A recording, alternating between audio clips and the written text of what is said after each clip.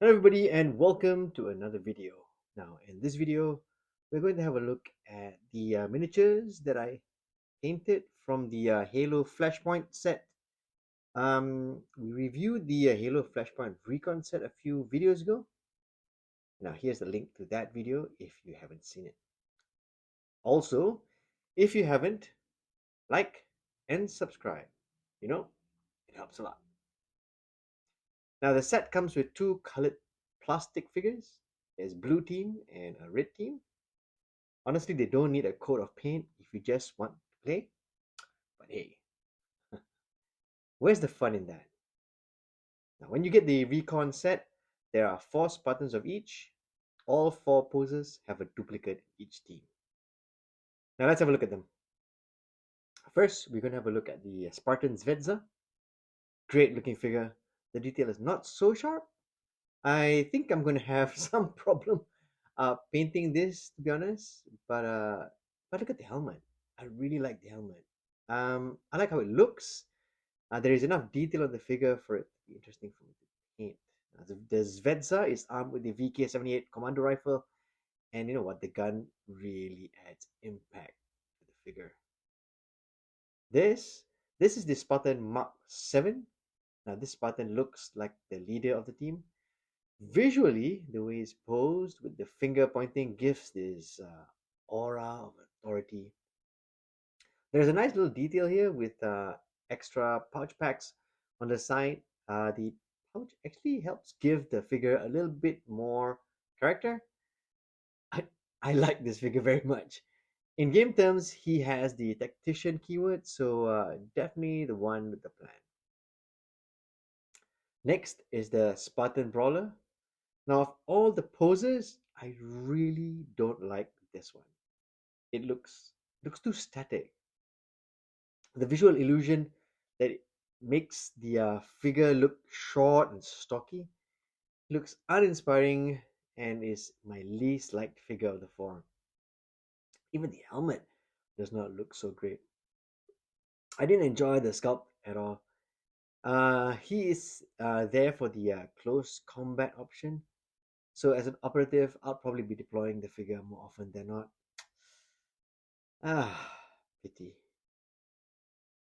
Next is the next figure. Let me see. Let me focus the camera a little bit. Zoom. Let me see very quickly. Zooming back. Just trying to get something clear. Let me see if we can get it clearer. This is the Spartan Deadeye, armed with the sniper rifle, and this is the MR, the M through the M329 DMR. This Spartan weapon actually outranges all the other default weapons in the standard Recon set. And again, another nice figure. Now, what I did first was I gave the figures a base coat of matte gray from the Army Painter range.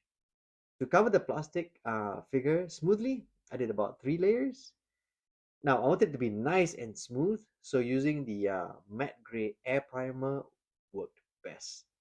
All of the air primers don't need to be mixed and can be used straight out of the bottle. You know, it's an easy win if you don't want to airbrush. I then blocked out the inner armor with black, and as you can see, it looks good enough to go. Blocking out the inner armor makes it easier for me to put the other colors on. No, I wanted to say, I wanted to keep this very neat looking. And look, once I've blocked out the black, the gray helps bring out the detail. So after I got the gray on, the details made more sense to me. So there are 2 teams, one team blue and one team red. First, we're going to have a look at team blue, and we start off with the Deadeye. The theme of this team was to go with blue with low robotic enhancements. The Deadeye has robotic legs or lower legs and a robotic forearm.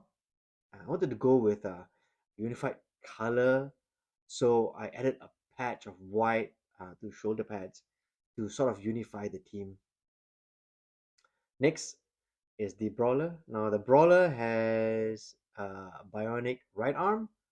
Now I'm not so sure what the large armor thing is on the left. It looks kind of cool, so I painted that part white. Um, I think if you want some color in it, it could work, but I just left it white because I thought once I put the white on, it did not look as bad as I thought it would. Next up, we have the Zvezda. From this pose, it is very dramatic. I wanted the visor done nice, so it took me a few runs of the helmet, layer after layer, to get it done nicely. I wanted the yellow to pop from the helmet. You don't need that much painting or a lot of washing for the details to come out for these figures, and I appreciate that. But ultimately, very nice action pose. Next, we have the Spartan Mark 7, and he's the leader of the team. His pointing arm is metallic or bionic, and I got a chance to get the effect done to show off the detail. The detail is very, very nice. And like I said, I like this pose as well. Nice, imposing look. The extra pouch, again, it's on the right thigh.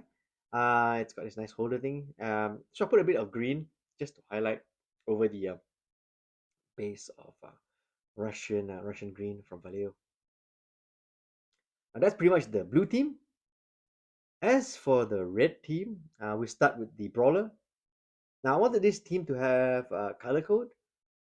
So I went with yellow for it to be close combat for the close combat units. So I put a bit of yellow lining above the visor to give it a different look. I'm not too happy with it, but it looks all right. The wash was put on a little bit heavier on this one, and I wanted the shiny, which I think I got with this project, at least this team. Now I went with that simply because I wanted a different vibe for red team as opposed to blue team. The next up is the dead eye. The blue on show on the left shoulder shows that it's a recon or sniper unit. Now this one has a bionic right arm to keep his trigger finger stable as the Deadeye takes a shot. I really like this. I like the fact that the uh, the figure tells its own story, and the painting helps enhances it. Again, as I do like this figure, so yeah. Then we have this Zvezda. The blue visor on top of the helmet really worked for me. I was not so sure about the green though, but I gave it a go. And once I put it on, it turned out quite good. The green is it's supposed to be coded for long range patrol or scout. Finally, the Spartan Mark 7. Uh, I added what looks like a shoulder epaulettes and I painted it white in order to break the color monotony. However, the problem sometimes with a small palette is that the piece might end up looking a little bit boring. So the epaulettes were essential to give the figure some authority and to break up the color a little bit. Um, I unified the uh, the red team by standardizing the visors to be all blue.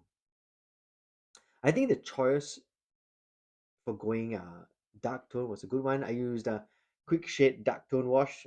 This is the kind of dramatic tone that I quite like. And to be honest, looking at it now that it's all dried and cured, it seems like the perfect choice. As for basing, a lightly colored basing really helps make the figure pop. I wanted to go for a gray looking base, but I decided to try something lighter with this one. And when you do a light colored base, everything on top of it pops. It also helps that finish for red team is a little bit more glossy as opposed to blue, which is more matte, and you can see the difference. And it both works nice with this basing system. With the blue team, I went with the more, overall more highlights. Uh, but let me just say, it was tempting to highlight to white, but honestly, I decided to go against it and not do it. The metallic bits all pop. Now, in essence, I wanted something simple to do or to paint because I wanted to do the rest of the team the same way. So I wanted something simple that I could reproduce. The blue looks really cool overall, and I think both teams look pretty good. Now, the figures were given a matte varnish from Army Painter as well.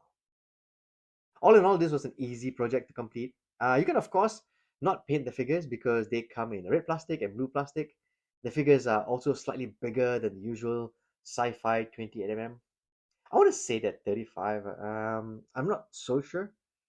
So if it's this big, it's easier for newbies to get into painting, and for the veterans, you could really go to town taking advantage of the size. I mean, now I'm going to show you what they look like on the table with some photographs as well, just for you to check them out. Now these are the pictures I took of the units. They're very nice. I put some of the terrain from the box as well. Now, if you got the Recon set, these are all the terrain that you could get with the set. This is an easy set for me to complete. And if not for the fact that my hard disk died a few weeks ago, this video would have come out a long time ago. So I'm really glad that's already done. So that's the Halo Flashpoint Recon set painted. I hope you liked the video. Now, if you do, like and subscribe. We got more videos coming. I'll see you in the next one, and don't forget to enjoy painting those figures.